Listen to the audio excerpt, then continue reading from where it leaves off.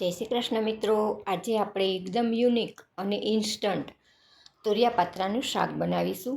તો અહીંયા આપણે પાત્રાને બીલા વારવાની ઝંઝટ વગર કે પછી આપણે એની ઢોકળી અલગથી બાફી અને એ પણ કરવાની ઝંઝટ વગર આજે એકદમ નવું એવું તુરિયા પાત્રાનું શાક બનાવીશું, જે તમે ક્યાંય નહીં જોયું હોય. તો આ શાક કઈ રીતે હું બનાવું છું એ જાણવા માટે વિડીયોને એન્ડ સુધી જોતા રહેજો. તો અહીંયા મારી પાસે જો મને આ રીતના મોટા અળવીના પાન મળેલા હતા. જો નાના પાન મળે ને તો વધારે સારું, કેમ કે એની આ દાંડીઓ છે ને એ કૂણી હોય છે, એટલે તમે ન કાઢો ને તો પણ ચાલે. આ મને મોટા પાન મળ્યા છે ને, તો આ બધી દાંડીને મારે કાઢવી પડશે, એટલે મેં બધી દાંડીને કાઢી લીધી છે. અને હવે જો આ રીતે એ પાનને બેવડું વાળી અને પછી એનું ગોળ રોલ બનાવી અને આપણે ઝીણું જેવું એને સમારી લેશું. એટલે જો આ રીતે તમે રોલ કરીને સમારશો ને તો એકદમ સરસ એવું પાતળું એવું કટિંગ તૈયાર થશે. તો આ જ રીતે હું અળવીના બધા પાનને, એટલે કે મેં આ રીતના 2 મોટા પાન લીધા છે, હું બંને પાનને આવી રીતે ઝીણું ઝીણું કટ કરી લઈશ. તો તમને એમ થશે કે આ તો ઢોકળી જ બનાવે છે, પણ હું ઢોકળી નથી બનાવતી મિત્રો. વિડીયોને એન્ડ સુધી જોતા રહેજો. તો હવે આપણે આ કટિંગને છે ને એક બાઉલમાં કાઢી લઈશું. અને બીજા પાનને પણ હું આ જ રીતે નસો કાઢી અને એનું પણ આ રીતનું મેં કટિંગ કરી લીધું છે. હવે આને આપણે સાઈડ પર મૂકી દઈએ. અને અહીંયા મેં 200 ગ્રામ તુરિયું લીધું છે. તો આ શાક હું 3 વ્યક્તિ માટે બનાવું છું. તો આ તુરિયાને આપણે પહેલાં તો ચાખી લેવાનું કે એ કડવું તો નથી ને. તો તુરિયા છે એ ઘણીવાર કડવા નીકળતા હોય છે, તો આપણે પહેલાં ચાખી અને એની ઉપરની છાલ છે ને એ જાડી હોય ને એ ઉતારી અને આપણે જો આ રીતે નાના નાના ટૂંક કરી લીધા છે. હવે તુરિયાને પણ સાઈડ પર મૂકી દઈએ અને આમાં મસાલો આપણે કરી લઈએ. તો અહીંયા મેં 1 મોટો વાટકા જેટલો મેં ચણાના લોટને ચાળીને લઈ લીધો છે. હવે એમાં આદું અને મરચું, જે એકદમ તીખું મરચું આવે છે ને એ મેં કર્યું છે, એટલે આદુ મરચાંની પેસ્ટ કરું છું. અને અહીંયા 1 ચમચી જેટલો મેં ગોળ કર્યો છે. તમે ખાંડ કે સાકર કંઈ પણ કરી શકો છો. અને જો અહીંયા હું લાલ મરચું પાવડર નહીં વાપરું, કેમ કે અહીંયા લીલું મરચું છે ને બહુ જ તીખું હોય છે. અને સ્વાદ પ્રમાણે નમક કરીશું. અડધી ચમચી અહીંયા હિંગ પાવડર કરીશું. 1 મોટી ચમચી જેટલો ધાણા જીરું પાવડર કરીશું. અને 1 ચમચી જેટલી આપણે હળદર કરીશું. અને ચપટી જેટલા અહીંયા આપણે ગરમ મસાલો કર્યો છે. અને અડધા લીંબુનો રસ કરીશું. આપણે ગળપણ કર્યું હોય ને એ પ્રમાણે અહીંયા ખટાશ કરવાની. તો ખટાશ ગળપણનું બેલેન્સ થોડું ચડિયાતું રાખશો ને તો આ શાકનો ટેસ્ટ બહુ સરસ એવો આવશે. તો અહીંયા આપણે આ બધાને થોડું થોડું પાણી, જો પહેલાં છે ને થોડું પાણી કરવાનું. ચણાનો લોટ છે ને એ ઝડપથી બાઇન્ડ થઈ જતો હોય છે, એટલે થોડું થોડું પાણી કરતું જવાનું. અને આપણે આ મિશ્રણને આપણે થીક જ રાખવાનું છે, અત્યારે એકદમ ઢીલું નથી કરી દેવાનું.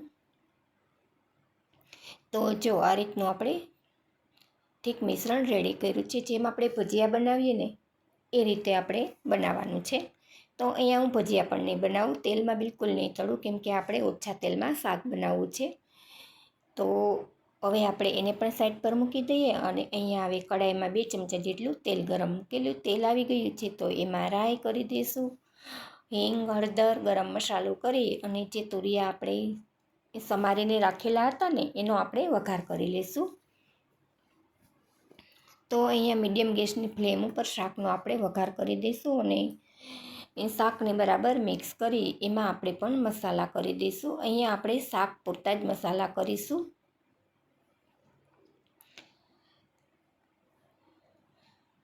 તો અહીંયા આપણે સ્વાદ પ્રમાણે નમક કરીશું. નમક આપણે જે શાકનો છે ને રસો થોડોક વધારે કરવાનો રહેશે, એટલે આપણે અહીંયા નમક થોડું વધારે કરશું.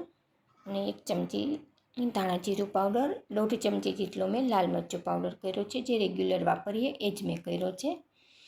તો આ બધા મસાલાને બરાબર મિક્સ કરી અને અહીંયા હું 2 ગ્લાસ જેટલું નોર્મલ પાણી કરું છું, કેમ કે આપણે શાકને કૂક કરવાનું છે.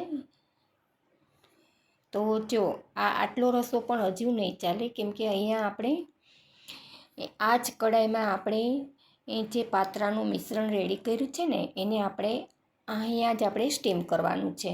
તો એટલા માટે મેં શાકમાં રસો વધારે કર્યો છે, એટલે કે પાણી વધારે કર્યું છે. તો હવે આપણે ગેસની ફ્લેમ હાઈ રાખી અને જો આ રીતની જાળી છે ને એને મેં તેલથી ગ્રીસ કરીને રાખેલી છે. તો એની ઉપર આપણે સ્ટીમ કરીશું. જો તમારી પાસે સ્ટીલની ડીશ હોય અથવા તો ચારણી છે કે ભાતિયું છે, કાંઈ પણ તમારી કડાઈમાં સેટ થઈ જતું હોય ને, એ ઉપર મૂકી અને પછી જો આ રીતે અહીંયા મેં 2 ચપટી જેટલા ખાવાના સોડા, મીઠા સોડા મેં કર્યા છે, જેથી કરીને આ મિશ્રણ છે ને સરસ એવું હલકું થઈ જશે, એટલે હળવું થશે અને અંદરથી સરસ ફૂલશે. તો આ નાસ્તો છે ને બિલકુલ કઠણ નહીં બને, આ શાક છે ને બિલકુલ કઠણ નહીં બને. આની આપણે વડી બનાવશું. તો આ વડીને આપણે તેલ, જો તમારે તળવી હોય તો તળી પણ શકો છો, પણ અહીંયા આપણે બિલકુલ તેલના ઉપયોગ વગર આપણે આને સ્ટીમ કરીશું, એટલે સરસ એવી શાક આપણું કૂક થઈ જશે ને, તો આ વડીઓ પણ સરસ એવી કૂક થઈ જશે, મતલબ બિલકુલ કાચી નહીં રહે. તો જો આ રીતે આપણે ભજીયા બનાવીએ ને એ રીતે તમારે જો વડી બનાવીને તો જો આ રીતે એ મૂકી અને આપણે એને ઢાંકી દઈશું 10 મિનિટ માટે. ગેસની ફ્લેમ હાઈ રાખી અને 10 મિનિટ માટે ઢાંકી દઈશું. એ વાતનું મિત્રો ખાસ ધ્યાન રાખજો કે નીચે આપણે શાકમાં જે પાણી કરીએ છીએ ને એ પાણી બિલકુલ બળવું ન જોઈએ, એટલું પાણી તમારે કરવાનું.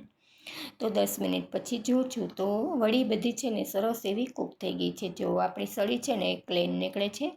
તો હવે આપણે આને નીચે ઉતારી અને ઠરવા માટે રાખી દઈશું. જો આ ગરમ ગરમ હશે ને તો એ ચોટેલું વધારે રહેશે, એટલે આપણે 5 મિનિટ માટે એને ઠરવા માટે નીચે રાખી દઈશું. અને હવે આપણે જોઈએ શાકમાં કેટલો રસો પાણીનો વધ્યો છે. તો અહીંયા આપણે આ શાક છે ને ફૂલ રસાવાળું કરવાનું છે, કેમ કે આમાં આપણે આ વડીઓ કરશું ને એટલે બધું પાણીને શોષી લેશે. તો જો આપણે જે પાણી 2 ગ્લાસ કર્યું હતું ને બધું સરસ બળી ગયું છે અને વડીઓ પણ કૂક થઈ ગઈ છે. અને હવે આપણે જોઈ લઈએ કે શાક પણ આપણું કૂક થયું છે કે નહીં. તો જો શાક પણ સરસ એવું કૂક થઈ ગયું છે. તો હવે આપણે ગેસની ફ્લેમ બંધ કરી દઈશું. અને આ વડીઓ પણ જુઓ ઠરી ગઈ છે અને તમે જુઓ અંદરથી સરસ એવી જાળીઓ પડી છે અને અંદર સરસ એવી સોફ્ટ પણ બની છે. તો એક વખત તમે જો આ રીતે વડીઓ બનાવી અને તુરિયાપાત્રાનું શાક બનાવશો ને તો માત્ર ને માત્ર 10 જ મિનિટમાં આ શાક બનીને તૈયાર થઈ જશે. બિલકુલ તમારે બીડા વારવાની ઝંઝટ પણ નહીં રહે કે નહીં અલગથી તમારે ઢોકળી બનાવીને કૂક કરવાની પણ સમય લાગે. તો જો અહીંયા આપણે રસો કરવાનો છે ને તો આ પાણી છે ને મેં જે કર્યું છે ને એ ગરમ કરવાનું છે. પાણીને સારું એવું ઉકળે ને એવું ગરમ પાણી કરવાનું છે અને પછી આપણે આમાં કરશું.